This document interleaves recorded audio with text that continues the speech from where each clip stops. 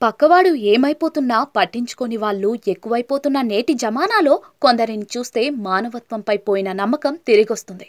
సొంత లాభం కొంత మానుకుని అన్నట్టుగా సాటి వ్యక్తులను, ఆపదలో ఉన్న జంతువులను కూడా కొందరు ఆదుకుంటూ ఉంటారు. ఈ మానవతామూర్తుల వీడియోలు నెట్టింట కాలు పెట్టిన ప్రతిసారి కూడా జనాలు బ్రహ్మరథం పడుతూ ఉంటారు.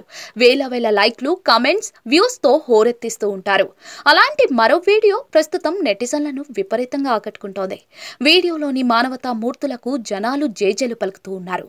నేపాల్లో ఈ ఘటన వెలుగు చూసినట్టుగా తెలుస్తోంది. నేపాల్ ఇన్ రీల్స్ అనే ఇన్స్టా అకౌంట్లో ఈ వీడియోను పోస్ట్ చేశారు. వీడియోలో కనిపించిన దాని ప్రకారం కరెంటు వైర్లకు ఉన్న మాంజాకు చిక్కుకుని ఓ పావురం గిలగిల్లాడింది.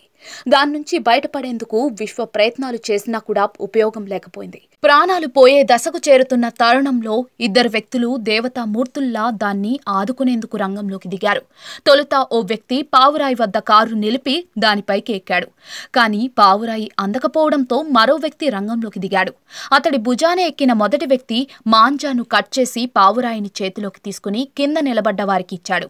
ఆ తరువాత కింద ఉన్నవారు పావురాయిని చుట్టుకుని ఉన్న మాంజాను జాగ్రత్తగా తొలగించి పావురాయిని విడిపించారు. అంతసేపు మాంజాకు చిక్కుకుని ఉన్నా కూడా అదృష్టవశాత్తు పావురాయికి ఏమీ జరగలేదు. దీంతో మాంజా చిక్కు నుంచి బయటపడగానే ఎగిరిపోయింది.